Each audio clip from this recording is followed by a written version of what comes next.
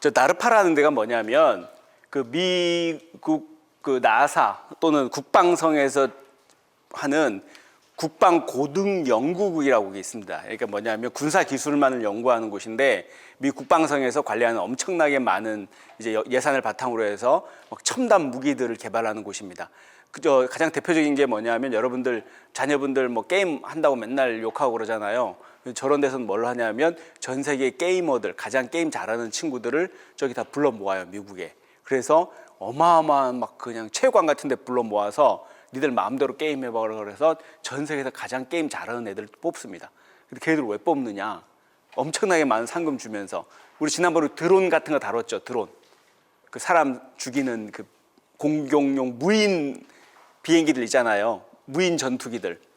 그러한 무인 전투기들은 고도의 숙달된 형태의 조종술, 운용 능력, 우리 일반인들이 못 따라갈 정도의 빠른 어떤 손놀림 같은 게 필요하고 두뇌 회전이 필요하잖아요. 근데 여러분들 잘 아시지만 실제 전투기 조종사도 그렇게 못해요. 우리 저기 어린 게이머들 있잖아요. 프로 게이머들만큼은 절대 반사신경이 못 따라가거든요.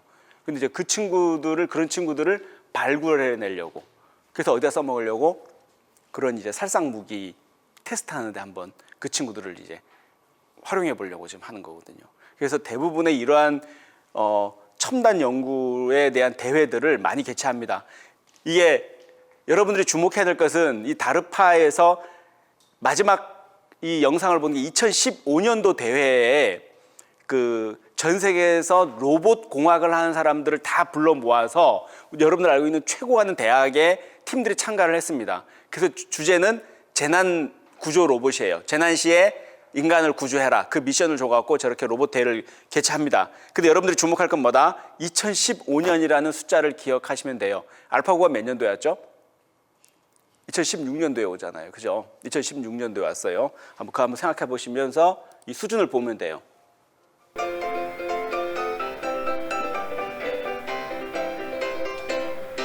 서 있지도 못해요. 서 있지도.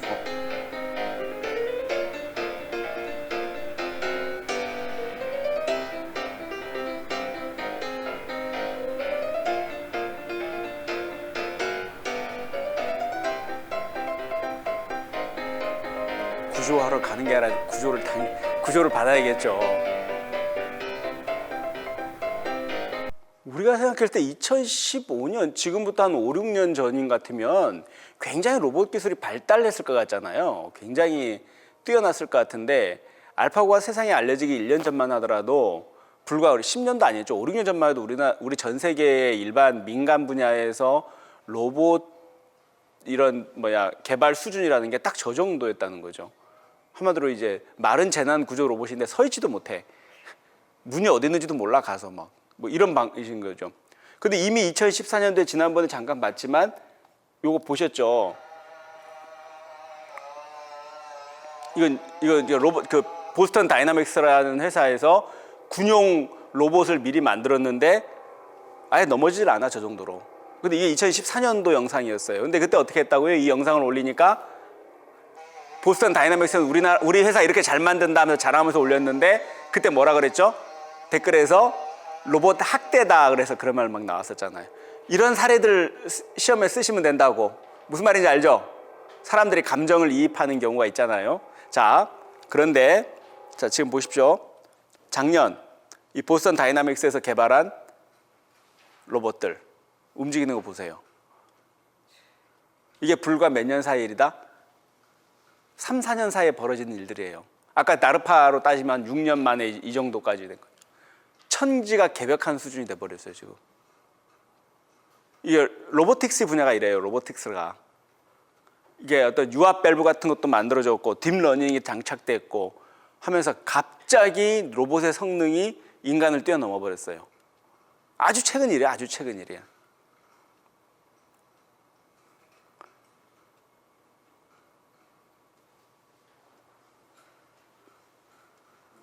여기서 저렇게 백플립 할 수 있는 사람 손 들어봐요.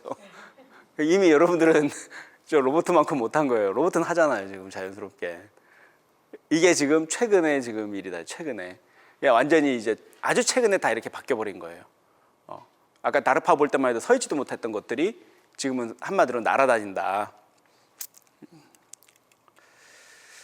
그래서 지금 저렇게 될 수 있었던 것도 물론 이제 로보틱스 안에서 뭐 유압 밸브가 뭐 개선이 되고 뭐 여러 가지가 있겠지만 저 제조와 개발 과정에서 이미 인공지능 딥러닝 기술들이 일단 응용이 되고 있어서 저런 모션 움직임이나 어떤 행동들에 있어서 비약적인 혁신을 가져왔다.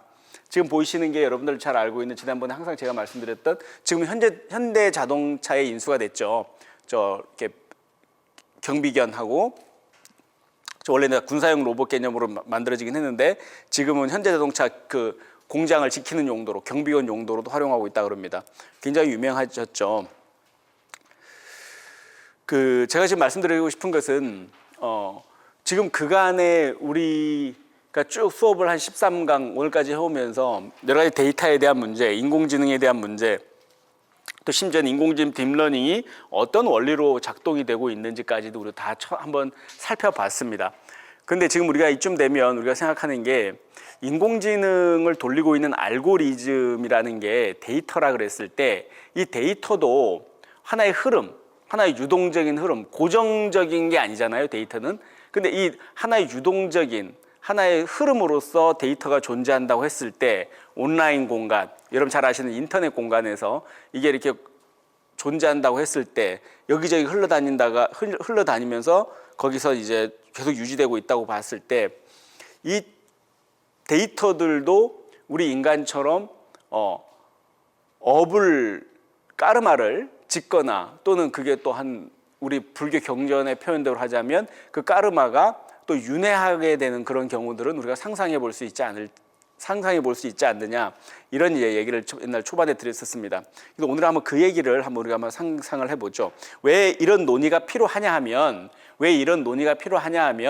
이제 세상이 너무나 아까처럼 로봇가 저렇게 5년 만에 저렇게 천지가 개벽할 정도로 바뀌는데 앞으로 어떤 일이 지금 벌어지고 있냐면요. 오늘 시간 아니면 다음 주에 그 마인드 업로딩이라는 게 있어요. 이게 뭐냐면 그 뉴럴링크라는 회사에서 여러분 자주 보셨던 그 테슬라 자동차 일론 머스크라는 사람이 만든 회사인데요. 예를 들면 이런 경우가 있죠.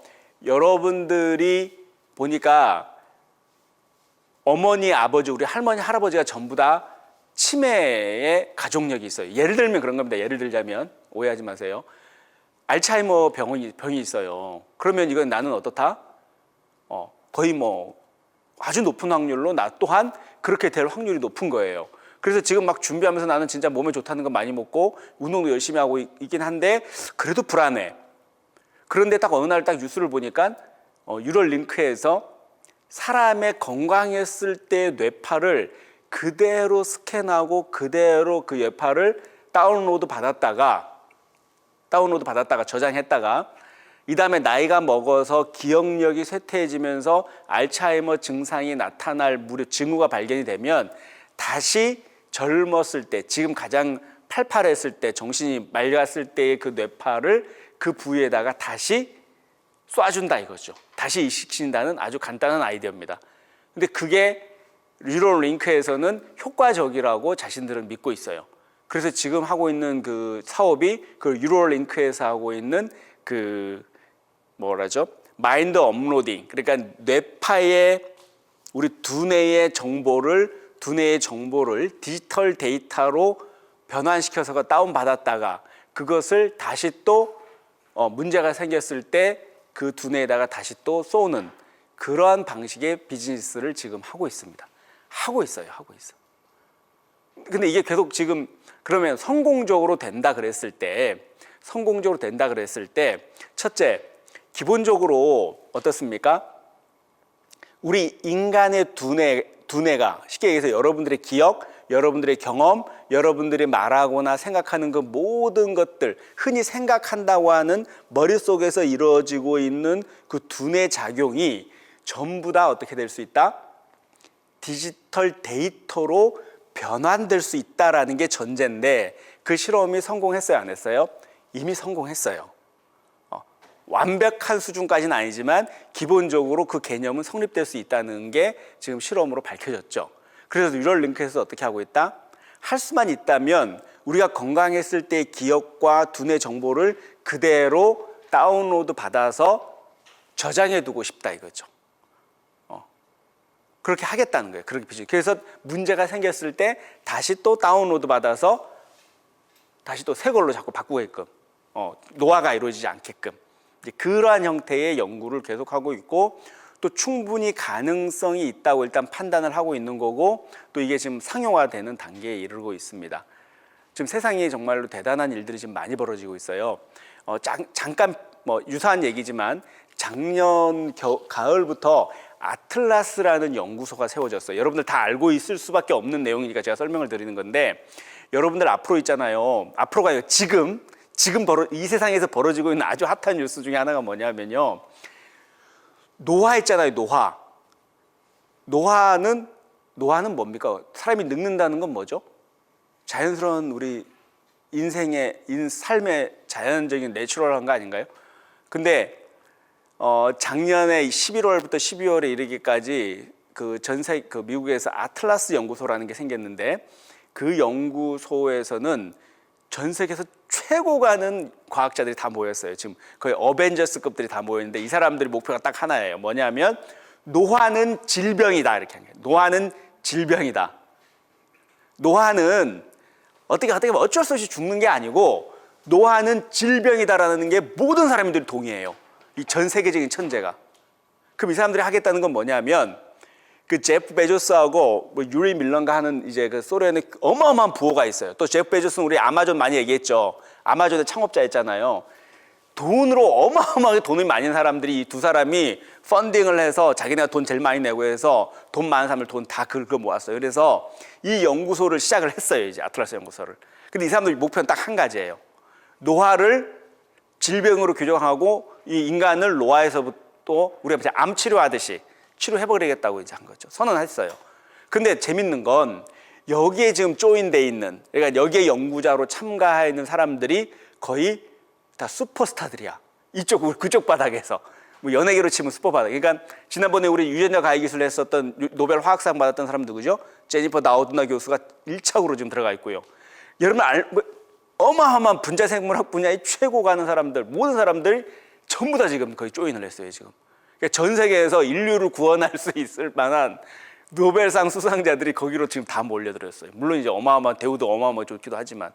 근데 여러분들 주목해야 될 게 뭐냐면, 그게 어떤 결과를 낳을지는 모르겠으나 벌써 인식이 달라지고 있다는 거예요. 그때 우리 구글 벤처스에서 몇 살까지 살 수 있다고 그랬죠? 빌 마리스가 500살까지는 기본이다 그랬죠. 근데 앞으로 어떻게 더 살지는 모른다.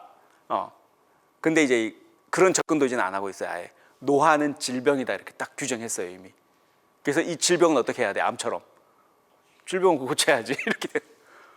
그래서 앞으로 늙어 죽는 건 없다는 거예요. 갑작스러운 사고, 전쟁, 뭐 미사일 떨어지거나 우크라이나처럼 뭐 이러면 뭐 그건 어쩔 수 없이 뭐 그렇게 안타깝지만 할 수 있는데, 늙어서 죽는 경우는 없게끔 만들겠다 이거예요. 늙어서. 왜? 이건 질병이니까. 이런 일들이 벌어지고 있는 거죠. 그러면 자 보십시오.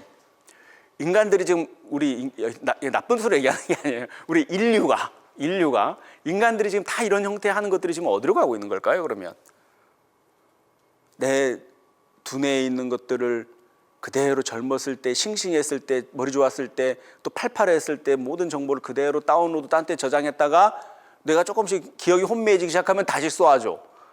또 내가 치매 걸릴 것 같은 징후만 나타내면 또 다시 또 그걸 또 다시 또 삭제해갖고 또 이렇게 넣어줘. 그래서 하겠다는 게 뭐죠? 끊임없이 건강하고 끊임없이 뭐 하죠? 노쇠하지 않겠다는 게 살겠다는 거잖아요. 스면서 영생 또는 불멸, 이모탈 뭐 이런 걸로 가는 거죠. 근데 이거 우리가 볼 땐 좀 황당하지만, 인간이 끊임없이 이 첨단 기술의 힘을 빌어서라도 우리 인간의 능력과 수명과 심리적 또는 정서적인 신체적 능력을 계속 인핸스먼트, 증대시키고 강화시키겠다는 사람들이 있어요. 그게 그때 우리 첫 시간에 뭐라고 그랬죠? 트랜스 휴머니즘이라 그래요. 그런 거를. 여러분 그건 좀 들어주세요. 왜냐하면 분명히 앞으로 계속 뉴스에 나올 거예요, 이 얘기들이. 지금 우리는 남들보다 지금 한 스텝, 반 스텝 정도 지금 앞서 나간다고 보시면 돼요. 분명히 여기서 다뤘던 것들이 여러분들이 뉴스나 미디어에서 계속 보게 될 단어들이고 듣게 될 단어들입니다. 지난번에 알파폴도 잘 기억해 두세요. 이제 금방 뉴스에 막 나오고 난리도 아닐 거예요. 자, 그 트랜스 휴머니즘이라는 게 있다는 거죠. 근데 그게 바로 다 우리는 조금 낯선 개념일 수 있는데 서구, 특히 미국 같은 데서는 그 트랜스 휴머니즘으로 지금 맹렬한 속도로 가고 있다. 우리가 알고 있는 많이 다뤘던 레이 커즈와일이나 닉 보스트롬이나 이런 사람들이 전부 다 트랜스 휴머니스트들이에요. 돈이 많고 엄청난 과학 지식을 갖고 있고 엄청난 형태의 네트워크를 갖고 있고 데이터를 갖고 있는 사람들이 원하는 게 뭐다? 전부 다 이제 그쪽으로 지금 가고 있는 거예요. 이게 세상이 지금 그래요. 그 주도하고 있는 사람들이. 그러면 여러분들이 거기서 이제 한번 질문들을 해볼 수가 있겠죠. 불자로서 또는 부처님의 가르침을 진리로 믿고 있는 받아들인 또 수행자로서 아니면 불자로서 또 그런 가르침을 진리라고 믿고 있는 사람들 입장에서 뭐가 문제가 될까요? 기본적으로 그걸 생각해 보시라고 하는 게 시험인 거예요. 일단 기본적으로 뭐 먼저 떠오르는 것만 하더라도 불교는 기본적으로 재행무상이죠. 그죠? 모든 것은 변화한다라는 거죠. 그죠? 또 일체계고죠. 모든 것은 고통이라 그 모든 것들 변화하기 때문에 모든 것들은 어떻다? 고통으로 다가온다고 하는 거죠. 그게 부처님이 얘기했던 기본적인 형태의 세상을 보는 또 우주를 바라보는 기본적인 관점이고 입장인 거죠. 그런데 만약에 우리가 불멸을 꿈꾸고 영생을 꿈꾼다 했을 때 그게 과연 재행무상 모든 것은 변화한다는 이치에 어찌 보면 정면으로 한번 도전하는 것이죠. 그 사람들이 생각하는 게 어찌 보면 부처님이 깨달았다고 하는 것, 알아냈다고 하는 것에 어찌 보면 정면으로 한번 도전을 하는 것 같은데 한번 여러분들도 한번 그런 부분들에 대해서 불교 윤리적으로 한번 얘기해 볼 필요가 있는 것 같아요. 세상은 근데 어쨌든 그렇게 가고 있습니다. 지금 유전자 가해 기술 배웠죠, 그렇죠? 또 이제 내일 모레 오늘이나 다루게 될 마인드 업로딩, 머리에 이제 칩을 꽂아 갖고 이렇게 다운로드 받거나 아니면은 또 다시 또 업로드 시킬 수 있는 기술들, 뭐 이런 기술들, 이런 모든 것들이 향하고 있는 곳이 어딘가? 모든 것들이 향하고 있는 게 어디냐 하면 결국은 불멸이 아닐까? 인간이 죽지 않고 영원히 살아 있었으면 하는 마음. 그래서 이 사람들은 놀랍게도 이 한마디만 더 하고 그 얘기는 마무리할게요. 궁극적으로 하고 싶은 것은 탈신체예요. 이 육신을 벗어나겠다고 하는 거예요. 어떻게 벗어날 수가 있죠? 나의 모든 기억과 정보들, 두뇌의 경험들을 전부 다 디지털 데이터로 변환을 해서 온라인으로 옮겨놓고 내 몸은 기능이 닿으면 없애도 상관없다는 거예요. 난 어디서 살 수 있다? 온라인 공간에서 계속 살 수 있다는 거예요. 트랜스 휴머니스트들, 트랜스 휴머니즘에서는 궁극적으로 원하는 것은 탈신체예요. 이 몸을 완전히 버리겠다 이거예요. 이 몸이라는 건 해봐야 어떻다? 나한테 온갖 고통과 시간 낭비할 수 있는 거리만 안겨주더라 이거지. 근데 오히려 육신을 벗어났을 때 내 정신이 더 명료하고 오히려 더 활동도 많아지고 또 많은 세상의 모든 것들하고 온라인상에서 네트워크를 해갖고 내 성장에 오히려 더 도움이 된다라는 생각을 하는 사람들이 트랜스 휴머니스트들이 그런 생각들을 지금 많이 하고 있어요. 여러분들의 지금 기본적인 정서들 생각하는 것 거리가 굉장히 크죠. 근데 그러한 사람들이 지금 나올 수 있는 이유가 뭐예요? 지금 여러분들이 지금 느끼는 것보다도 훨씬 더 과학 기술의 혁신, 발전의 속도가 너무 커요, 너무 커. 그래서 지금 사람들이 우리 기준으로 봤을 땐 진짜 별 이상한 몸을 다 한다 싶을 정도로 그냥 이렇게 정신 못 차리고 지금 막 가는 정도로까지 되고 있어요. 그런데 또 여기서 하나 알아둘 것은 이 트랜스 휴머니즘이라고 해서 여러분들 완전히 황당하기만 한 그런 게 아니에요. 혹시나 다음에 혹시나 기회가 있으면 제가 그것도 따로 강의하면 좋긴 한데 무슨 얘기냐면 완전히 유망한 철학으로서 지금 계속 자리매김하고 있어요. 지금 정립된 건 아닌데 이런 인간과 과학기술의 급변하는 현실 속에서 인간과 기계의 관계의 정립을 어떻게 할 것인가, 어떤 태도로 우리가 인공지능을 바라볼 것인가, 이러한 기술들을 우리가 어떻게 이용할 것인가에 대한 제대로 된 철학을 제시해 줄 수 있는 철학이 현대 철학이 아직 없어요. 근데 지금 그 포스트 휴머니즘 논이나 트랜스 휴머니즘 논의들은 이러한 형태의 지금 변화들, 현상들을 잘 담아낼 수 있는 철학으로 꼽히고 있어요. 근데 지금 우리가 여러분들 처음에 들었듯이 좀 여러 가지 문제들이 많죠. 그래서 이제 비판도 할 수 있는 거고. 그런데 내가 지금 이 말씀까지 드리는 이유는 뭐 트랜스 휴머니즘, 포스트 휴머니즘 딱 하면 막 나쁜 거다 뭐 이렇게 혹시나 오해할까봐 그런 거 아닙니다. 근데 그만큼 지금 세상이 급변하고 있다. 그랬을 때 만약에 트랜스 휴머니스트들처럼 나의 모든 기억과 정보와 두뇌 경험들을 디지털 정보로 해서 만약에 온라인상에 올렸을 때, 그러면 내는 윤회를 어디서 하게 되는 거예요? 내 업은 어디에 있는 거예요? 그러면 내가 아무리 악업을 지어도 에이 악업 지었는데 내 다시 또 과보 받을 거 두려우니까 내가 변신해 버리면 되지. 그래서 온라인 공간으로 디지털로 싹 변해갖고 디지털로 도망가 버리면 되나? 그러면 나는 업을 안 받을까요? 과보를 안 받을까? 근데 할 수 있는 방법이 그밖에 없잖아. 너무 지은 과보가 많아서 두려워. 그렇다고 죽긴 더 두려워. 근데 딱 보니까 기술이 발달했으니까 이제 디지털로 확 내편안해갖고 도망가 버리자. 그런 생각을 한 사람이 옛날에 있었어요. 누구냐면 여러분 좀 아시는 분인데,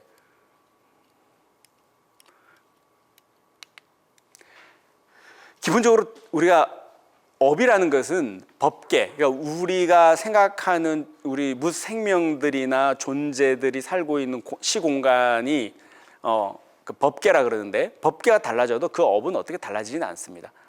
그렇잖아요.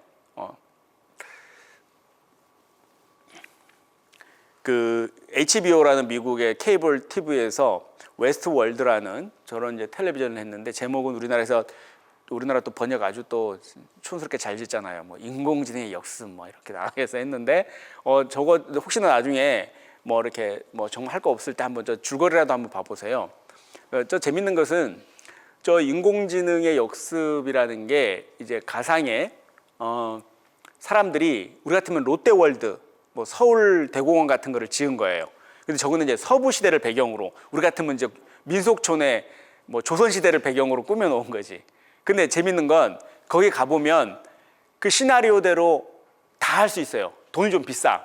근데 서울랜드 같은 데 딱 가보면 주변에 있는 사람들이 전부 다 사극 버전으로 다 있어. 서부 시대에 막 여자들도 있고 막. 근데 여기서 재밌는 것은 거기 들어가면은 돈 냈으니까 자기 마음대로 다 할 수 있어. 평상시에 인류 문명 현실 세계에서 못했던 것들. 심지어 살인도 할 수 있고, 그죠? 마음대로 유린도 할 수 있고, 그게 돼요. 근데 왜 그게 된다고? 그 상대가 인공지능 로봇이에요, 로봇. 그러니까 인간의 기본적인 욕망을 마음껏 풀 수 있게끔 해주는 하나의 해방구처럼 저 웨스트 월드라는 데를 가상의 공간을 만들어 놓은 거지. 가상의 공간이 아니라 실제 있는 공간인데 그렇게 만들어 놓은 거예요, 무대를. 그러면 거기서 이제 벌어지는 일들을 이제 저렇게 이제 드라마로 만든 거죠. 근데 굉장히 철학적인 질문들을 많이 나오게끔 하는 내용입니다. 좀 잔인한 측면도 있고. 근데 저 웨스트 월드에서 로봇들이 계속 하다가 못된 인간들이 와서 이런저런 이유로 기분 나빠서도 죽이고 재미로도 죽이고 막 하니까 어떻게, 죽으면 어떻게 되죠?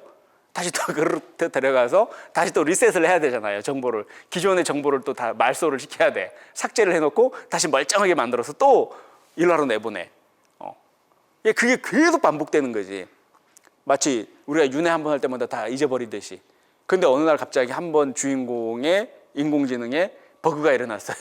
얘가 삭제가 되는데 삭제가 안 되고 막 자꾸 기억나기 시작하는 거야, 자꾸 전생에. 그러면서 이제 인간들하고 이제 충돌이 생긴다는 그런 간단한 이야기이긴 한데, 재밌는 것은 법계가 바뀌어도 어떤 그 사람이 업은 그대로 남는다는 얘기인데, 업이라는 게 기본적으로 어떻게 지어집니까? 우리 불교에서는 부처님 뭐라 그래요?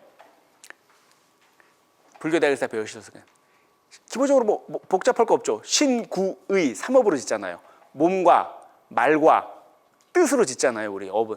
그래서 그게 삼업이잖아요, 삼업. 우리 몸으로 짓는 업, 또 생각으로 뜻으로 짓는 업, 또 입으로 또 남 헐뜯고 막 못되게 굴어서 짓는 업. 신구의 삼업이라 그러잖아요. 그러면 내가 이 세상에서 내가 이렇게 막 친구 험담하고 막 친구 잘못 따라고 막 친구들끼리 막 모여 앉아갖고 이간질하고 했다. 근데 이 업이 온라인 공간으로 싹 도망가면 사라지나? 온라인 채팅방으로 가면 사라지나요? 안 사라진다는 거예요. 이 법계에서 만들어진 그 업력, 업의 에너지의 힘은 어딜 가도 사라지지 않는다 이거지. 대표적인 예로 여러분 잘 아시는 용수보살, 뭐 교학을 하시는 분은 알겠지만 우리 뭐 대승기신론부터 시작해서 우리 불교 교학에서는 어마어마한 족적을 많이 남긴 대지도론도 하셨고 우리 공에 대해서 어마어마한 저술을 많이 했던 분이죠. 근데 저 용수보살이 재밌는 이야기가 있는 게 용수보살전이라고 하는 용수보살의 전기가 있어요. 그 전기에 보면 지난번에 잠깐 설명을 했는지 모르겠지만 용수보살이 출가하기 전에 젊었을 때 어떻게 했다? 이 세상에서 가장 즐거운 쾌락은 무엇일까 했을 때 친구들끼리 토론을 해보니까 친구가 뭐라 그랬다? 아무리 뭐 다 좋지만 이쁜 여인을 품는 게 가장 어떻다? 좋다.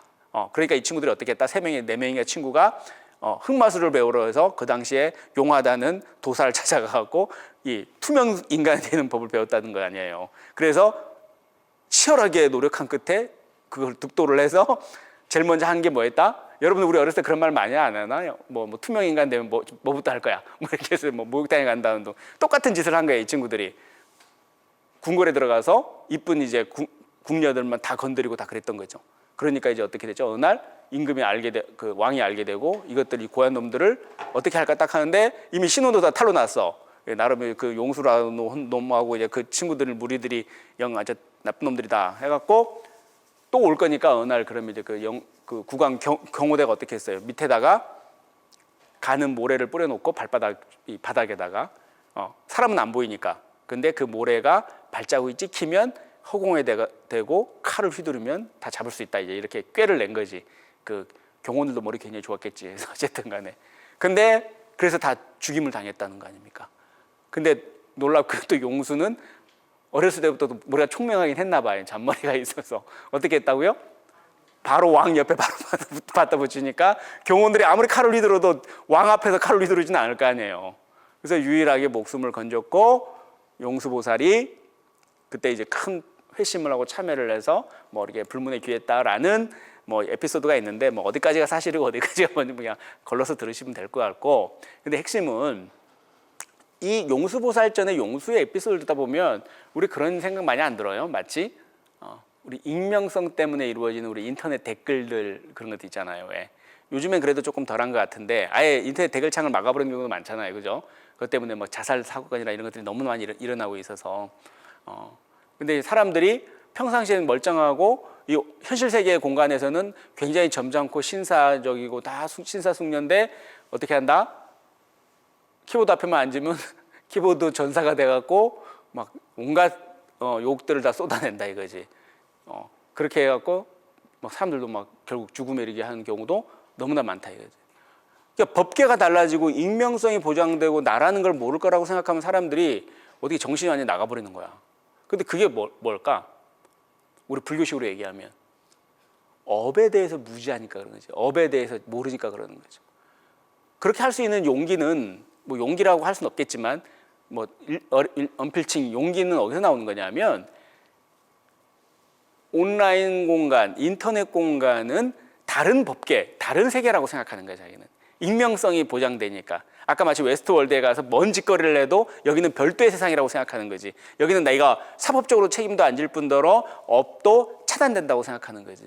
우리가 인터넷상에서 계속 남욕하는 것도 뭐다? 난 줄 모를 거야. 그러니까 난 처벌받지 않을 거야. 뭐 이런 생각을 할 수가 있는데 그게 바로 무지다 이거지. 업이 통과되지 못할 곳은 그 어디에도 없다 이거지. 그죠? 마치 우리 용수의 친구와 용수와 용수 저런 일을 할 수 있었던 이유가 뭐예요? 자신들이 안 보인다는 것 때문에 그런 거냐. 안 보인다는 것 때문에. 난 줄 모를 거야 라는 것 때문에 저런 자신감 있는 행동들을 한 거잖아요. 그죠? 똑같은 거예요, 저게.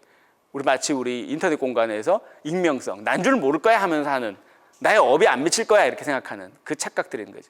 근데 안타깝게도가 아니라 엄밀히 그 업은 어디를 막론하고 관통한다. 윤회 부분은 어떨까요? 이 그림이 뭐냐면 상상도인데 그 그리스 한 2세기 정도 됐나요?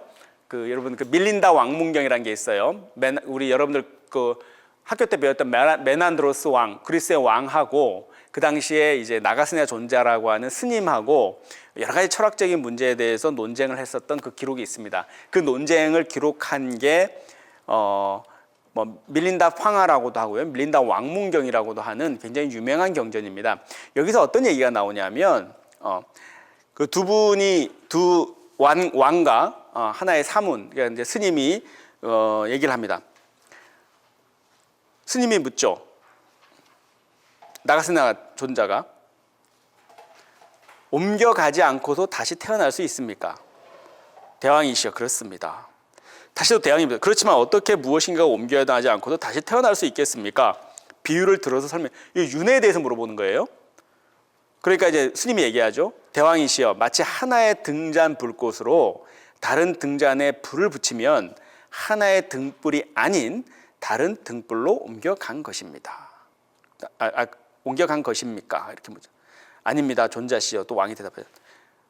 대왕이시여, 바로 그것처럼 옮겨감이 없이 다시 태어날 수 있는 것입니다. 이게 뭔 말이냐 하면, 여러분들 있잖아요. 이거 굉장히 중요한 얘기인데, 왜 중요하냐 하면 여러분들이 그 일상적으로 착각하는 경우들이 있어서 불교를 믿는다 그러고 불교를 공부한다 그러면서도 잘 모르는 게 있어요. 뭐냐면 여러분들 윤회를 얘기할 때 그 요즘 뭐 드라마들에서 많이 나오는 것처럼 난 다음에 태어나면 누구 몸에서 태어날 거야. 또는 뭐 이번 생은 걸렀어. 다음 뭐 할 거야. 또 우리 옛날 그 뭐였죠? 그 유명했던 도깨비라는 드라마 같은 거 있었잖아요. 거기 보면 무슨 뭐 해서 누구 몸으로 막 이런다면서요. 그래서 내 혼이 뭐 누구의 장군의 몸에 들어가고 뭐 이렇게. 불교에서는 그런 윤회 없어요. 그런 거 윤회 아니에요. 그런 거. 무슨 말인지 알아요? 불교는 여러분들 자꾸 얘기하면 윤회하면 그 내 영혼이 가만히 있다가 다른 데 톡 들어갔다가 또 다시 또 죽고 나면 또 다른 영혼으로 들어가고 막 이거를 우리 강목 스님은 강시 있잖아. 강시 알죠? 귀신 강시. 그걸 강시 윤회라고 표현하는데, 그런 윤회는 불교에서 말하는 윤회가 아니에요. 불교에서는 그렇게 어떤 영혼이 있어갖고 이 몸 들어갔다 저 몸 들어갔다, 이것은 불교 윤회도 아니고 그냥 여러분들이 민간에서 전승되어져 오는, 여러분들 영화나 텔레비전 재밌게 만들려고 그냥 우리 작가들이 그렇게 해놓은 거예요. 불교에서 윤회는 그렇게 간단하지가 않습니다. 또 그런 거는 불교에서 말하는 윤회가 아니에요. 적어도 그 정도만 확실히 알아두고 있으면 돼요. 그러면 어떤 게 윤회냐 이렇게 물어봤을 때 이 나가세나 존자하고 밀린다 왕이 이렇게 얘기하는데, 우리가 촛불을 이쪽 불에서 저쪽 불로 이렇게 옮겨 붙였을 때, 그죠? 이전의 불이 사라진 건가요? 어디로 가버린 건가요? 어떻게 된 건가요? 단지 불은 이쪽 불에서 저쪽 불로 그냥 옮겨지는 것 뿐이잖아요, 마치. 근데 이전에 어디서 불이 없다가 생겨나서 붙은 건가요? 하늘에서 어디선가 막 숨어 있다가 불 붙는다 해서 확 가서 들어와 있는 건가요? 또 반대로 촛불이 이쪽 불에서 저쪽 불로 꺼졌을 때는 그 촛불은 어디로 간 거예요? 어디 갈 데 있는데 뭐 화장실에 갔나요? 아니면 뭐 어디 갈 데 있어서 간 건가? 또 아니면 다음을 기약하면서 다시 올 거야 하면서 싹 사라졌다 어디 숨어 있는 건가? 방구석에 짱 박혀 있나? 그런 거 없다는 거예요. 그런 거. 단지 나가세나 존자가 얘기하듯이 마치 이 촛불에다가 또 촛불을 붙이는 것처럼 우리의 윤회라는 것도 어떻다? 우리가 지은 업의 에너지의 힘에 의해서 이쪽 불에서 저쪽 촛불로 옮겨가는 것일 뿐이지, 나의 어떤 본질적인 나의 영혼이 있거나 어떤 내용이 있어서 그게 이쪽 촛불에서 저쪽 촛불로 옮겨가고 볼록볼록 이런 거 없다는 거예요. 단지 옮겨가는 에너지의 힘이 있다면 그것은 뭐다? 우리가 지은 신구의 삼업의 에너지의 힘에 따라서 불이 켜지기도 하고 꺼지기도 하고 옮겨갈 뿐이지, 업의 에너지에 따라서. 그럼 업이 없으면 어떻게 될까? 업이 없으면 어떻게 될까요, 여러분들? 윤회도 없죠. 업 짓지 말라고 그러는 거잖아요. 근데 업을 안 짓고 살 수 있나? 우리가 여기 살아가고 있는데 이 순간에도 지금 업은 세 가지 아니에요. 선업, 악업, 이것도 저도 아닌 것, 그죠? 근데 어차피 업을 지어야 될 거면 어떻게 해야 돼? 선업을 지어야죠. 어차피 업을 질 수밖에 없으면, 그죠? 조금 이제 좀 철학적이고 좀 어려운 얘기긴 한데, 그래서 업에 대해서는 어떤 실체가 있어서 온라인 공간이나 우리 현실 세계 공간이나 그게 구분이 되는 게 아니다라는 것들을 정확히 알아두시면 될 것 같고, 그리고 또 업은 나라는 존재가 있어서 내가 그 업을 받고 뭐 이렇게 하는 게 아니고, 기본적으로 여러분 항상 놓지 말아야 될 건 업을 만들어내는 그 힘은 뭐다? 여러분의 뭐죠? 지은 업이 에너지가 돼서 윤회를 만들어낸다 이거지. 여러분이 있어갖고 막 다음 생에 여기 태어나고 저기 태어나고 여기 들어갔다가 저기 들어갔다가 하는 거 아니라는 것 정도만 기본적으로 정확히 알아두시면 돼요. 그래서 지금 여러분들이 민간에서 알고 있는 그냥 드라마나 영화에서 알고 있는 그런 형태의 윤회는 불교에 적어도 부처님이 얘기하는 윤회의 방식은 아니다라는 정도는 기본적으로 기억해 두시기 바랍니다. 이 마지막 문장 보시면 옮겨감이 없이 다시 탄다 그러죠. 옮겨감이 없이. 내가 불을 여기서 해서 이쪽으로 붙였을 때 그 불이 옮겨간 건가요? 우리는 옮겨갔다고 표현할 것 뿐이지 옮겨간 건 아니에요, 사실은. 근데 우리는 옮겨갔다고 생각을 하고 그렇게 보고 있는 것 뿐이죠. 이거 자료 있으니까 한번 잘 사진을 찍었다고라도 한번 보시고. 근데 이 닉 보스트롬이라는 사람이 있는데 이분도 트랜스 휴머니스트, 유명한 트랜스 휴머니스트로 분류되고 있는 사람입니다. 굉장히 유명한데 우리나라에서는 슈퍼 인텔리전스라는 책을 출판이 돼 있고, 이 사람은 인공지능이 궁극적으로 깨달을 수 있을까라는 질문에 대해서 이론적으로는 가능할 수 있어라고 생각하는 거예요. 이건 뭐냐면 순환적 자기개선이라는 굉장히 좀 어려운 개념이긴 한데, 알고리즘이 거듭거듭하면서 긍정적인 수준의 지식을 쌓고 또 자기 자신의 성능과 알고리즘의 기능을 향상시키는 게 계속 무한 반복이 되면 궁극의 어느 지점에 이르르면 뭐가 된다?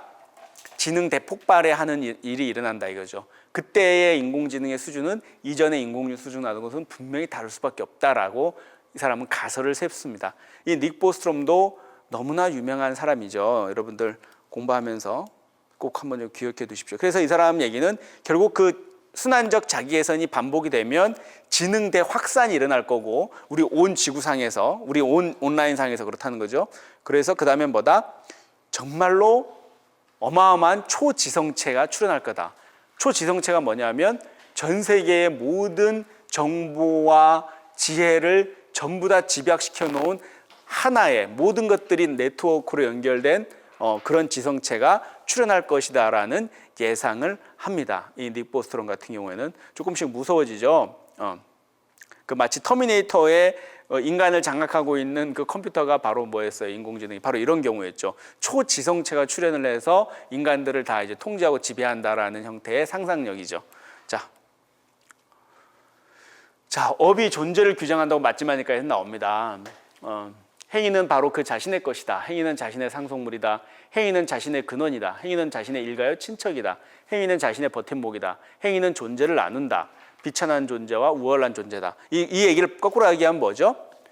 우월한 존재와 비천한 존재, 또 선업을 짓는 자와 악업을 짓는 자가 따로 있을까요? 없을까요? 그런 건 없다는 거예요. 주체라는 건 따로 없어요. 딱 있다면 뭐가 있죠? 선업을 짓는 자와 악업을 짓는 자가 있을 뿐이고, 비천한 자와 우월한 자가 있을 뿐인데, 기본적으로 비천한 자라는 게 라벨이 딱 태어날 때부터 찍혀 있는 게 아니라, 행위가 비천한 행위를 한 사람은 이미 그 사람이 비천한 행위를 하는 거죠. 비천한 자가 돼버리는 거지. 고귀한 자가 비천한 행위를 했다 그래서 조금만 고귀하거나 조금만 비천한 자가 되는 게 아니라, 비천한 행위를 하면 이미 그 사람이 비천한 자가 돼버린다는 거지.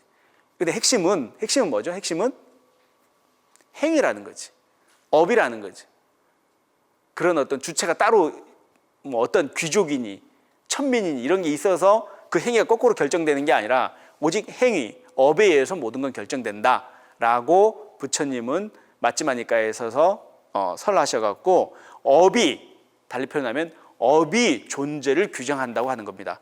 당신이 고귀한 자, 당신이 귀족, 당신이 왕후, 장상 또는 그보다 더 대단한 고매한 존재가 되고 싶다라고 하면 그 직위를 사는 게 문제가 아니라 신구의 삼업을 그렇게 하면 이미 그렇게 돼버린다는 거죠. 그죠? 그만큼 업이, 행위가 모든 존재를 규정한다, 이런 얘기를 하는 겁니다. 자, 다음인데, 아까 제가 그 지능 대확산 얘기하고 순환적 자기개선이라는 걸 얘기했죠. 그 얘기는 뭐냐면 인공지능이 끊임없이 알고리즘을 자기가 긍정적인 방향으로 향상시키고 거듭해서 계속 개선시키다 보면 초지성체가 출현할 수 있을 것이고, 그렇게 되면 인공지능끼리 자기네끼리만 인간이 모르는 수준에서 대화도 가능한 게 아닐까, 뭐 이런 상상력이 가능한데, 실제로 2017년이었던가요? 페이스북에 있는 슈퍼컴퓨터에서 갑자기 둘이 어떻게 했다? 인간이 못 알아들을 대화를 갖고 막 자기네끼리 대화를 하는 거예요. 그래서 어떻게 했을까요? 깜짝 놀랐죠. 뭐 이런 얘기 하는 거예요. 이런 얘기. 컴퓨터 2대가 자기네끼리 영어 문법에도 안 맞지만 뭐 이상한 얘기를 막 자기네끼리 막 주고받는 거예요. 그럼 그때 페이스북 직원이 이거 어떻게 했을까요? 뭐 당장 보고했겠죠. 큰일 났다 이거 진짜 큰일 났다 이거 바이러스 감염된 거 아닌가? 이거 우리 수십억 달러짜리 다 날려먹나? 뭐 바이러스가 침투했나? 막 뭐 난리가 났는데 그 엄청난 이 엔지니어들도 할 수 있는 방법은 뭐였다? 딱 내리는 거죠. 그래서 내렸답니다. 그래서 내려서 어쨌든 아무 일도 안 벌어졌는데 지금도 이제 찜찜하게 마찬가지고 걔들도 얼마나 찜찜했겠어요. 지금도 찜찜하고 잠도 안 오겠죠. 뭐가 잘못됐던 건가? 아니면 진짜 저것들 뭔가 있었던 걸까? 막 이런 생각하면서 지금도 하루하루를 우리는 이제 관심 없으니까 괜찮아.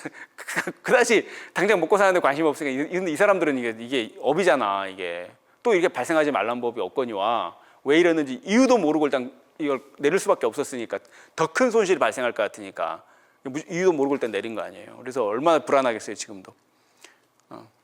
근데 내가 왜 지금 그 얘기를 하냐 하면 오늘 그 두 번째 파트 내용으로서 특이점에 대해서 얘기하려고 해요. 특이점이 온다라는 얘기 들어본 적 있는 사람? 특이점. 이제부터 여러분들은 이거 들어본 거예요. 우리 한 분만 계시구나. 어디 가서 물어보면 보리쌤하고 강의 들어가고 특이점이 올지도 몰라 뭐 이런 얘기 하고 다니시면 여러분들 좀 뭔가 그래요. 특이점이 온다. 기억하세요. 특이점이라는 것은 아주 쉽게 말씀드리면 지금까지 제가 지금 계속 인공지능이 어떻게 한다? 계속 발전하면 인간보다 뛰어날 수 있다 이런 얘기 했잖아요. 그래서 요즘 미래학자들이 얘기하는 것은 뭐냐면 조만간 인공지능이 지금 엄청나게 발달하고 있는데 조만간 인류가 지금까지 이룩하고 구축해 놓은 모든 정보와 지적 능력의 총합 다 합친 거하고 앞으로 알파고부터 시작해서 그 인공지능들이 이룩해 놓거나 지금 현재 만들어 놓고 있는 정보의 총합, 능력들, 앞으로의 능력치들을 다 합쳤을 때 어느 순간 인공지능이 인간을 능력을 앞서가는 지점이 생긴다 이거지. 그러면 여러분 생각은 어때요? 뭐 언젠가는 그러긴 하겠지. 다 그런 생각할 거 아니에요. 근데 재밌는 것은 그게 언제쯤일까가 조금 더 궁금해지죠. 그러면 구체적으로 아니 뭐 100만 년 뒤에 온다. 그래 올 수 있겠지. 근데 100만 년 뒤가 아니고 지금 레이 커즈웰 이직을 처음 얘기했던 사람은 2045년이라고 찍어요. 2045년. 그럼 아마 우리 금생에 그런 날이 올지도 모르죠. 인공지능이 막 우리보다 막 훨씬 앞서고 막 그런 날. 어떤 사람은 이런 특이점의 논쟁 자체가 기본적으로 근거가 없는 얘기다라고 얘기하는 미래학자도 있고요. 어떤 분은 한 2300년쯤 가야 된다는 얘기도 있고, 우리 레이 커젤 같은 사람들이 2045년이라고 딱 못 박습니다. 2045년, 적어도 2045년쯤 되면 지금의 수준에서 더 빠르면 빨랐지 늦어지지는 않을 거라고 봐요. 그래서 인공지능의 모든 총체적인 능력이 인간 능력을 앞설 것이다. 그때쯤 되면 결국은 이제 강인공지능이라 그래서 스트롱 AI라 그래서 인공지능이 심지어 스스로 생각도 하고 스스로 알아서 판단도 할 수 있는 그 정도의 능력이 돼가고 있는 거다 이거죠. 이 강인공지능이나 이 특이점이 온다고 했을 때의 그 인공지능의 수준이 무서운 건 뭐냐면 그때 우리 딥러닝 시간에 잠깐 배웠지만 뭐죠? 필요하면 인공지능이 뭘 한다? 학습해서 뭘 한다? 필요한 거를 또 다른 인공지능을 만들어내는 인공지능이에요. 딥러닝이. 무슨 말인지 알죠? 아무리 봐도 우리 사람들이 인간들이 아무리 가르쳐도 못 알아쳐먹어. 그러면 어떻게 해야 돼? 정말 맞는 정말 수준 낮춰갖고 인공지능 업계에서는 도저히 상상도 못할 수준의 바보들만 가르치는 인공지능 선생을 또 만들어내겠지. 아주 수준 낮은 애들 다루는 뭐 그런 식인 거죠. 그 인공지능이 답답하면 도대체 뭐 일이 안 되니까 답답하면 그런 식으로 또 인간들을 가리키는 아주 수준 낮은 인간들을 가리키는 아주 똑똑한 인공지능을 또 만들어내고 뭐 이런 정도가 이제 된다는 거죠. 자, 내가 계속 얘기하고 있는 이 레이 커즈와일이라는 사람이 바로 이 사람입니다. 이 사람이 이제 구글에도 있었고요. 이 사람이 재밌는 게 뭔지 아세요? 영양제를 한 120알 먹어요, 이 사람이. 그래서 정말 자기 나이에 비해서 엄청나게 젊어요. 자기는 죽지 않을 거라 그래요, 지금. 그래서 또 이 사람 죽고 나서 자기는 냉동인간 될 거라 그러고. 완전히 기인이에요, 기인. 저 사람은 기억해 놔두세요. 저 사람이 또 뭔 얘기할지 모르니까. 저 사람은 억만장자죠, 당연히. 억만장자겠죠. 저 책 팔린 것만 해도 전 세계적으로 수백만 부가 팔렸으니까. 그냥 앉아서. 근데 저 사람은 책 같은 거 필요 없어요. 저거 아니어도 뭐 우리나라, 전 세계에서 손꼽히는 천재였고, 구글에서 번 돈이나 뭐 이런 것만 해도 어마어마하니까. 이분이 이제 또 자기는 죽으면 냉동인간 알죠? 냉동인간 다시 신청해 놨어요. 그래서 죽으면 냉동됐다가, 인간의 기술이 인공지능이 발달되고 하면, 한 100년 안에 다시 또 소생시킬 수 있다라고 해서. 전 세계 냉동인간이 지금 몇 명인 줄 아세요? 몇 명 같아요? 전 세계에서 지금 냉동돼 있는 사람? 600명 정도가 돼 있어요. 600명. 많죠, 생각보다. 그럼 지금 대기자들 몇 명 같아요? 나도 해주세요. 우리 레이커즈엘처럼 나도 냉동인간 될래요 하는 사람 몇 명 될 것 같아요? 3,000명이 넘어요. 3,000명이. 지금. 저것도 지금 서로 완전히 경쟁 장난 아니죠. 엄청 치열해요. 우린 뭐 해도 안 돼. 우린 돈도 없고, 난 너무 경쟁이 심해. 여러분들은 해당 상황 없어요. 일단은.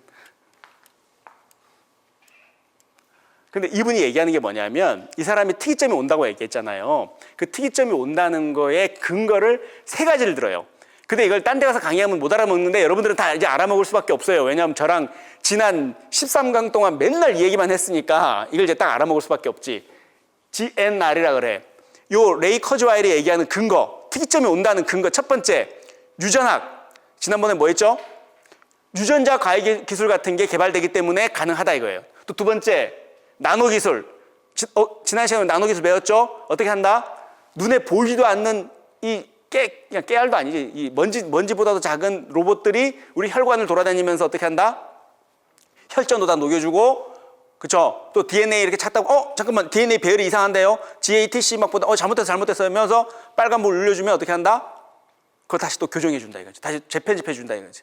그걸 제일 잘하는 나라가 어디다? 우리나라에 그 기술이 있어, 우리나라에서. 유명한 회사 있어요. 그게 나노기술, GN. 그리고 인공지능 로봇. 이건 다 알고 있죠. 아까 우리 여러분 눈으로 봤죠? 그래서 유전자 과학기술 대표적으로 하는 유전학 발달, 생명공학이 발달하고 또 나노기술이 발달하고 그리고 인공지능 로봇 기술. 저 3가지가 합쳐지고 컴바인 되면서 엄청난 수준의 시너지가 일어날 것이다. 그래서 인공지능이 인간의 능력을 앞서게 되는데 그게 2045년이 된다라고 하는데 아까 그 이따만 두꺼운 책 보시면 정말 재미없어요. 여러분들 일부러 보진 마세요. 돈 아까울 수가 있어요. 근데 뭐냐면 꼼꼼히 저 같은 사람 봐야 되니까 근데 보면 굉장히 리서치 조사가 잘 돼 있어요. 굉장히 근거 있게 재밌게. 이걸 언제 다 천재인가 봐. 그걸 뭐 언제 다 했는지 어쨌든 다 찾아냈어요. 근거를. 그래서 요 3가지를 크게 제시합니다. 여러분 읽을 필요 없지. 딱 이렇게 읽어와서 딱 이렇게 먹여주지. 딱 좋잖아요. 뭐 바쁜데. 지난번에 우리 봤잖아요. 이거 이렇게 유전자 과학기술 이런 식으로. 지난번에 다 봤잖아요. 그죠? 저렇게 우리 유전체를 있잖아요. 우리 몸 안에서 나노 로봇이 몸에 딱 놓으면 이 친구가 계속 그 순찰차처럼 저렇게 우리 몸을 돌아다녀요. 돌아다니면서 우리 염기서열 있잖아요. 뭐 GATC라 그랬죠. 그래 가타카 얘기하면서 GATC 배열들이 제대로 돼 있는지 자꾸 돌아다니면서 보다가 문제 있으면 딱 가서 그걸 경보기 울려줘요. 이거 잘못됐다고. 이 유전자 염기서열 잘못됐다고. 왜 이게 T가 와 있는데 왜 C가 와 있지? 이것만 하는 나노 로봇들이 있어요. 그럼 이 사람이 유전자 병에 걸릴까요? 안 걸리지. 평생 그런 일 자체를 만들어내질 않는다니까. 계속 감시하면서 돌아다니고. 상상도 못하는 이 친구는 어떻게 하는지 이 유압 거꾸로 가는 밸브는 어떻게 해요? 우리 혈전 같은 거 없애면서 혈류를 지금 우리 경북대학교에서 그거 개발했던데 이 나노로봇이 돌아다니다가 거꾸로 혈관을 거꾸로 타서 올라가야 돼. 근데 혈관이 피가 흐르는 방향이 똑같을 거 아니에요. 우리 물하고 강물처럼. 그럼 거꾸로 올라가야 되잖아. 근데 어떻게 올라가? 힘이 없는데. 근데 이거를 저 나노로봇 안에 역추직 가압 밸브가 있어갖고 옆으로 그 혈류의 압력을 이겨내면서 올라갈 정도가 돼요. 그 안에 그 로봇들이 다 그런 정도 장치가 돼 있다는 거예요. 세상이 천재가 개고합니다. 그리고 특이점의 두 번째가 기술 가속의 법칙이라 그래서 레이 커즈와일은 이 모든 것들이 우리가 가속도의 법칙처럼 한번 시너지를 효과를 받기 시작하면 이게 더 탄력받아서 커브 이렇게 우리가 볼 때 선형적으로 완만하게 올라갈 것 같은데 그게 아니라 어느 선이 좀 수직 상승한다 이거야, 이 사람 얘기는. 지금 바로 그런 일들이 벌어지게끔 돼 있다는 거지. 그때는 인간은 못 따라잡는다 이거라. 그래서 야, 그럼 우리 이거 아무것도 하지 말아야 되는 거 아닌가라고 생각도 들 수 있는데 레이 커즈와일이나 지금 그 일론 머스크 같은 사람들이 그러니까 지금이라도 늦었지만 정신 차려갖고 뭘 하자. 이 인공지능이 너무나 무섭고 너무나 인류한테 위협이 되니까 제대로 된 인공지능에 대해서 교육을 시키고 인류하고 같이 공생할 수 있는 그런 모델을 정립을 하자. 언제까지나 막 인공지능 무섭다 또는 막 뭐다 이렇게 하면서 막 우왕좌왕하지 말고. 그래서 만든 회사가 뭐다? 일론 머스크가 만든 회사가 오픈 AI 같은 것들이 그래서 만들어진 거예요. 오픈 AI에서 제일 먼저 만들었던 가장 히트 작품이 뭐였죠? GPT-3라는 그 말하는 거 있잖아요. 지난번에 우리 죽은 사람 뭐 소환해낸다 뭐 이런 말 했잖아요. 그 GPT-3도 한번 기억해 두셔야 돼요. 아마 내년쯤 되면 GPT-4가 나올 거예요. 그래서 또 이 언론에 또 한번 엄청나게 쓸어낼 거예요.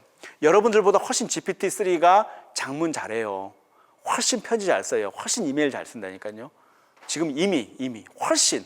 또 여러분들이 GPT-3가 쓴 뭐 로미오와 줄리엣 좀 요약해줘. 우리 숙제야 하면 기가 막히게 요약해요. 근데 여러분들한테 보여줘갖고 이거 인공지능이 했게 아니면 누가 했게 하면 여러분들 그거 못 맞춰요. 절대 못 맞춰요. 근데 앞으로 그보다 더 좋아진다는 거지. 근데 뭐 레이 커즈와일도 불자도 아닌데도 불구하고 이 책 안에서도 계속 그런 궁극적으로 인공지능이나 나노 기술이나 유전자 기술에서 끊임없이 천착해서 들어가면 이 친구조차도 결국 우리 부처님 우리 승가에서 스님들이 던지는 화두 같은 질문을 계속 반복적으로 던져요. 결국 나라는 게 무엇인가라는 궁극적인 질문에 도달하게 된다는 거지. 양자 컴퓨터라는 거 들어보죠? 양자 컴퓨터. 앞으로 양자 컴퓨터가 이제 출현을 사실상 했고 또 양자 컴퓨터 때문에 아마 또 우리가 지금까지 모든 것들의 지금까지 과학기술의 발전상이 있었는데 이거를 완전히 결정적으로 변화시킬 수 있는 컴퓨터다. 말은 컴퓨터인데 결론부터 말씀드리면 우리가 알고 있는 컴퓨터보다 몇 배 빠를 것 같아요. 이 우리 양자 컴퓨터라는 개념이. 그냥 아무에게나 막 해보세요. 우리 보살님 몇 배 빠를 것 같아요? 100만 배? 100만 배? 비슷하네. 비슷한 거. 1억 배 빠른다. 1억 배. 1억 배 빠른데 그게 여러분이 예를 들어서 어떻게 할까요? 내가 깨달을 확률, 내가 금생에 인간의 몸을 받아서 다음 생에라도 깨달을 확률을 컴퓨터가 계산해줘. 그러니까 컴퓨터가 미쳤냐 이렇게 얘기하겠죠. 그래도 해줘. 그래서 전 세계에 있는 컴퓨터 다 긁어 모아갖고 내가 깨달을 수 있는 확률을 다 계산 좀 해줘. 그래서 내가 몇 생을 거듭해야지 나와서 할 수 있는지 뭐 얘기했는데 거기서 딱 얘기한 게 뭐라지? 그 계산하려고 그러면 적어도 당신이 깨달을지 못 깨달을지 그건 모르겠어. 하지만 그거에 대해서 대답을 할 수 있으려면 전 세계 컴퓨터 다 모아서 한꺼번에 돌리면 얼마나 걸리면 알 수 있냐면 32년이 걸리면 32년 뒤에는 알 수 있어. 그냥 컴퓨터가 다 돌리면 32년만 기다려봐. 컴퓨터가 알려줄 거야. 컴퓨터 계속 32년 동안 계산하는 거지. 근데 그 와중에 이제 양자 컴퓨터가 딱 나타나면 그 32년 동안 계산해야 될 거를 어떻게 한다? 얼마 만에 걸린다? 딱 1초에 끝낸다. 1초. 그게 양자 컴퓨터예요. 그 양자 컴퓨터가 어떻게 나왔다? 이론만 있는 게 아니라 실제로 D-Wave라는 컴퓨터가 최근에 나왔는데 그 컴퓨터가 여러분 잘 아시는 구글에서 만든 양자 컴퓨터입니다.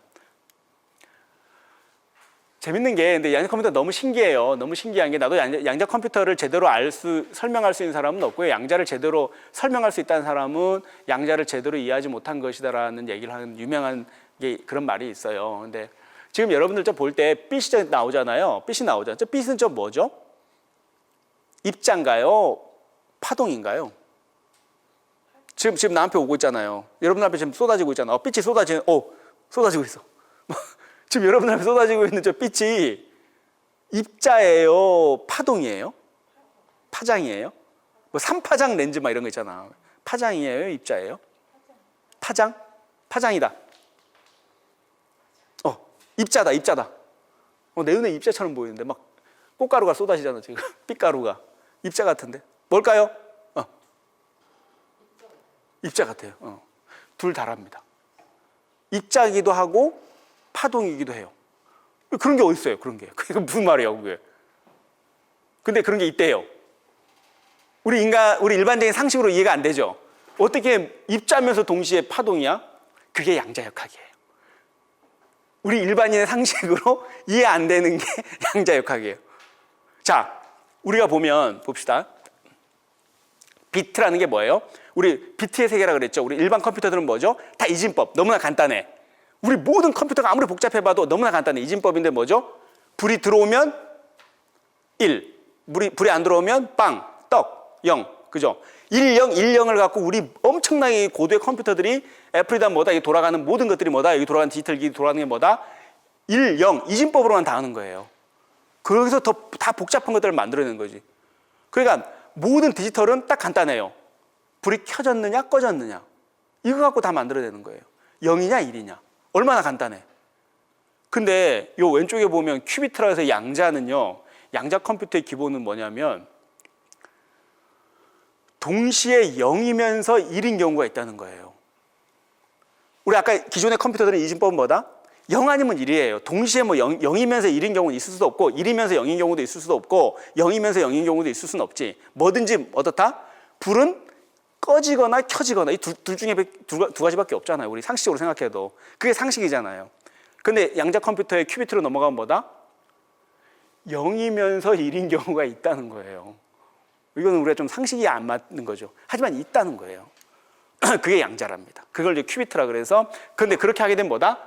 0이면서 1인 경우가 있고 1이면서 0인 경우가 있고 0이면서 0인 경우가 있고 1이면서 1인 경우가 있다는 그 경우의 수가 많아지고 하다 보니까 어떻게 한다? 이 양자 컴퓨터는 엄청나게 많은 정보를 엄청나게 빠르게 다룰 수 있는 기본적인 구조를 갖추게 된다. 그걸 이제 큐비트라 그런다. 뭐 그 정도만 일단 알아두시면 될 것 같고요. 아까 말했던 1억 배 빠른 컴퓨터가 바로 D-Wave 시스템이라는 겁니다. 실제로 1억 배가 빠른지는 모르겠어요. 근데 어쨌든 우리가 생각할 때 인간이 32년 걸릴 수 있는 그 계산 거리를 1초면 할 수 있을 정도로 압도적인 수준이다. 근데 문제는 많다. 지금도 저렇게 저온 유지 장치라고 해서 절대 영도라고 하는 영하 273도 이하에서만 보관이 돼야 된답니다. 굉장히 까다롭지. 성능이 좋은 만큼. 또 그리고 한 번 돌리면 1분에서 10분 이내로만 해야 돼. 계산할 때도. 우리처럼 하루 종일 켜놨다가는 날려먹는 거야. 근데 저게 얼마다고? 최소 $10,000 이상. 최소. 한 대당. 그러니까 아무나 못 사죠. 뭐 생각해서 뭐 양자 컴퓨터를 다 가정용 컴퓨터로 하나씩 살 때가 또 있겠죠. 한 100년 뒤에나 여러분들 다음 세대들은. 어쨌든 그래서 저거는 너무 비싸고 너무 활용도가 지금 현재는 힘들고 또 보관하기가 너무 힘들어요. 영하 273도, 여러분들 273도를 어떻게 그걸 조율을 할 수가 있어요. 그러니까 이걸 못해. 근데 지난번에 얘기했지만 저게 누가 갖고 있다? 구글이나 이런 데서 지금 이미 갖고 있는 것 같은데 지금 그 데미스 서비스라고 알파고를 만들었던 팀들이 엄청나게 많은 연봉을 받고 있고 엄청나게 많은 돈을 받고 있는 천재들인데도 불구하고 지금쯤 되면 구글을 떠날 때가 되는데도 안 떠나는 이유가 뭐인 것 같다? 뭐인 것 같아요? 저 컴퓨터 때문에. 그러니까 천재들이 엄청나게 많은 연구를 하고 있고 밖에 나가서 더 엄청나게 많은 사업을 하면서 돈을 많이 벌 수는 있어요. 근데 저 양자 컴퓨터를 갖고 있는 곳이 전 세계에서 구글 정도밖에 없어요, 지금. 그러니까 데미스 허사비트 같은 사람들이 어떨 거예요? 직장을 나오고 싶어도 그 사람들은 돈이 문제가 아니잖아요, 돈이. 자기가 하고 있는 것들을 컴퓨터로 돌려봐야 되는 거 아니에요. 시뮬레이션을 돌려보는 게 더 중요한 일들이기 때문에 나오기가 싫은 거야 라고 나는 생각을 합니다. 그만큼 양자 컴퓨터가 중요하다. 아까 쭉 얘기했죠. 우리 디지털 데이터로 어떻게 된다? 모든 게 이렇게 전환이 되면 저 트레이스 샌더스라는 한번 영화 보세요. 저 사람이 뭐냐면 불의 교통사고를 당했는데 뭐 어떻게 됐다? 결국 자기 모든 기억과 정보의 모든 두뇌들을 전부 다 디지털로 전환을 해서 온라인 공간에서 영생을 살겠다고 저렇게 했던 영화예요. 근데 저게 영화인 줄 알았는데 지금의 트랜스 휴머니스트들이 바로 하는 게 뭐다? 지금 그렇게 하겠다고 지금 실질적으로 하고 있다는 거지. 그만큼 그 사이에 저 영화가 나올 때만 해도 허무맹랑한 얘기고 완전 이상한 얘기처럼 들렸는데 지금은 너무나 현실 가능한 이야기처럼 돼버렸다. 그게 마인드 업로딩이라는 기술인데 그 우리 두뇌에다가 칩을 박아서 칩인데 되게 아플 것 같죠. 근데 하나도 안 아픈데요. 요즘에는 기술이 좋아져서. 그래서 그 침을 박아서 우리 정보를 다 빼냈다가 USB나 딴 데 저장했다가 다시 또 넣어주고 그걸 다음 시간에 강의를 해줄게요. 마지막 시간에. 그래서 그게 얼마나 실현 가능한 이야기며 지금 현재 어느 정도로 진행되고 있는지에 대해서 마인드 업로딩을 꼭 강의를 하겠습니다. 근데 마인드 업로딩 중요합니다. 왜냐하면 지금 여러분 조금은 거리감이 있게 느껴질지 모르겠지만 그 마인드 업로딩 기술이 앞으로 우리 지금까지 모든 걸 배웠던 것들이 어디로 흘러가는지 그 길목쯤에 위치하는 거예요. 그러니까 마인드 업로딩을 좀 황당하다고 생각하지 말고 결국 인간이 어디로 가는가, 이 인공지능, 디지털 데이터, 뭐 빅데이터 뭐 다 해놓고 결국 어디로 가려는 건가라는 질문이 던질 수가 있는데 그 어디로 가는가 했을 때 마지막 그 문고리가 그 마인드 업로딩 정도가 돼요.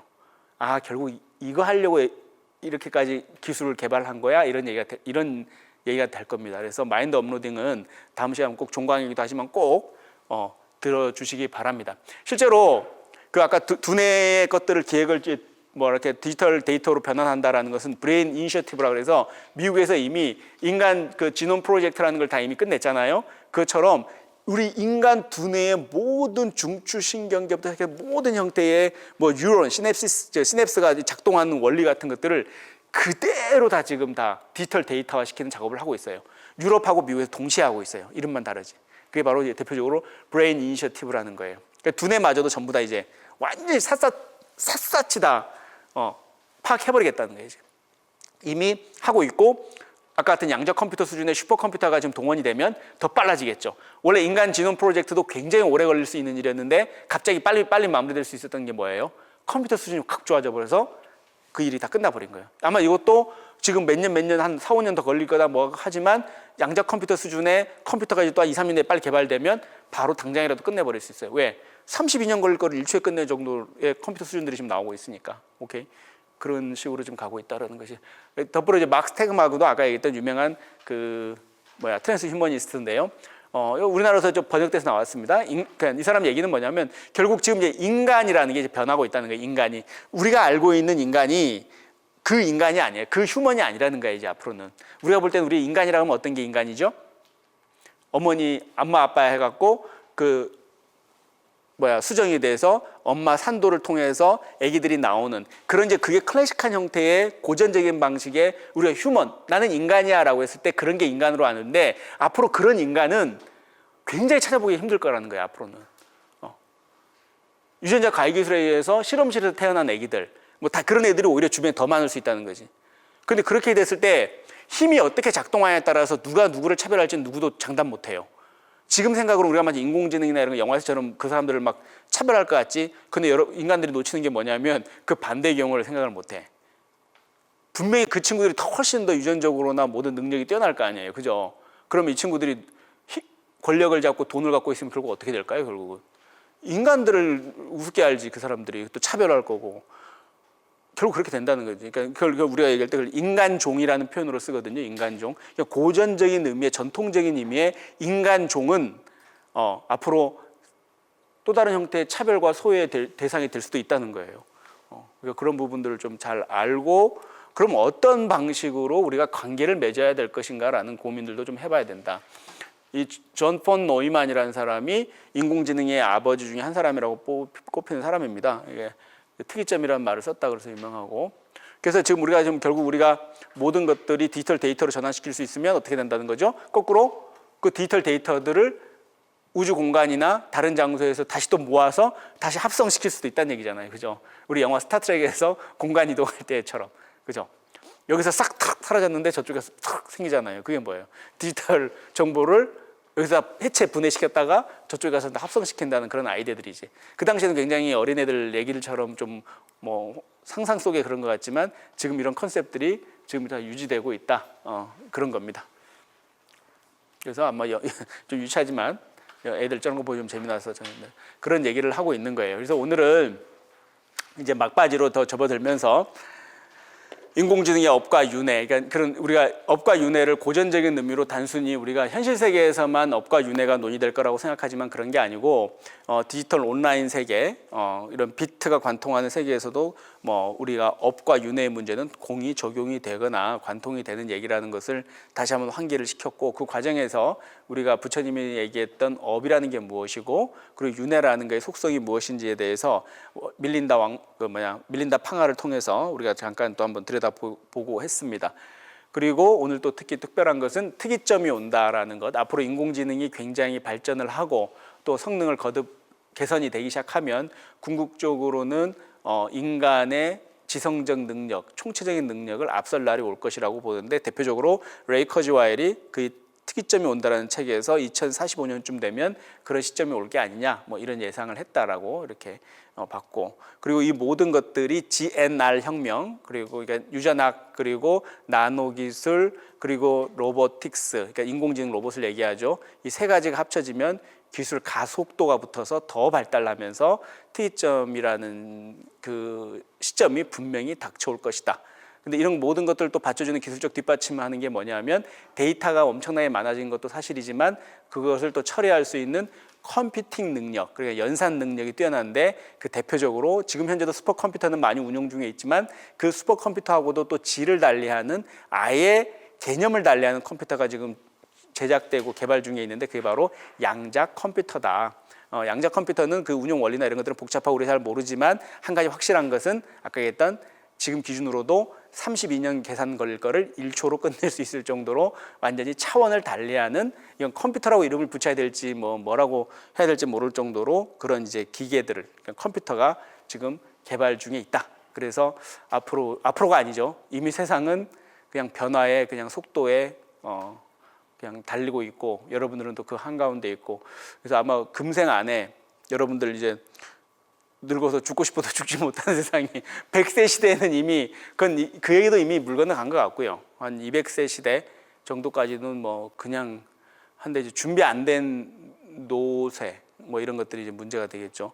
그때 아까 얘기했던 사람이 노쇠는 노화도 없고 노쇠도 없다. 노쇠는 있어도 노화는 없다. 뭐 이런 얘기를 하면서 자기들끼리 막 얘기하는데, 하여튼 지금 아까 제가 얘기했던 알트라스 연구소에서 지금 아마 이제 노화를 질병으로 규정을 해서 연구를 이제 시작을 하면 아마 조만간 노화를 완전히 이제 치료할 수 있는, 그래서 여러분들은 적어도 늙어서 죽는 일은 발생하지 않을 수도 있지 않을까. 근데 그랬을 때 그러면 우리가 생로병사라는 기본적인 고의 틀, 프레임들은 어떻게 되나, 뭐 이런 것들도 한번 여러분들이 고민을 해보셨으면 좋겠습니다. 뭐 오늘 종강, 다음 주까지 해야지 종강이긴 하지만 제가 말씀드리고 싶은 것은 이런 강의를 통해서 이게 무슨 뭐 공학 강의도 아니고 그렇다고 뭐 재미만 느끼려고 하는 강의도 아니고, 이러한 형태의 과학기술의 변화가 사실 전례 없는 변화거든요. 인류가 지금 한 300~400년 동안도 경험해보지 못했던 변화가 한 10년 사이에 지금 벌어지고 있기 때문에 우리가 지금 주목을 하는 겁니다. 단지 이게 인공지능이라고 우리가 강의 제목은 붙였고 인공지능을 중심으로 하고 있고 딥러닝을 얘기하고 있지만, 여러분들이 착각하면 안 되는 게 뭐다? 이게 인공지능을 위한 게 아니고 핵심은 뭐다? 디지털 데이터라는 대전환으로 지금 가고 있는 시대에 우리 한복판에 서 있다 이거지. 그러다 보니까 그걸로 끝나면 좋은데 우리 인간에 대한 개념마저도 바꾸고 있고 우리 일상에 대한 개념마저도 다 바꿔가고 있는 지금 그 한복판에 우리가 서 있다 이거지. 그래서 우리가 볼 때 막연히 이것을 그냥 그런 변화가 있구나라고 그냥 강 건너 불구경하듯이 볼 게 아니고, 불자로서 또 이런 부분에 대해서 부처님께서 얘기했던 가르침들, 또 경전적 내용, 또 그 실천적 내용들을 여러분들이 알고 있는 그런 상식을 동원해서라도 이 현상들을 어떻게 이제 어떻게 파악할 수 있는지를 한번 시도해 보는 거지. 그냥 뭐 뉴스에서 보거나 그냥 가십거리로 친구들하고 모여 앉아서 차 한잔 마시면서 떠드는 잡담의 수준이 아니라, 물론 잡담이다 하더라도 궁극적으로 여러분들이 배워왔던 또는 알고 있는 불교적 지식들, 교리에 대한 내용을 바탕으로 해서 그 현상들을 설명해 보거나 자기 생각을 정리해 볼 수 있는, 그게 바로 아마 여러분들이 다른 이런 수업을 받지 않고 또 부처님 경전을 들여다보지 않은 사람들하고의 차이점이라면 차이점이라고는 할 수 있다고 저는 생각하거든요. 그래서 그 디지털 대전환 시대 한국 불교라는 주제로 마무리 이제 그 강의로 어떻게, 그럼 우리는 뭘 해야 될 것인지, 어떤 준비를 해야 될 것인지에 대한 저 개인적 생각을 담은 그 강의를 간단히 하고 14강의 대단원에 막을 내도록 하겠습니다.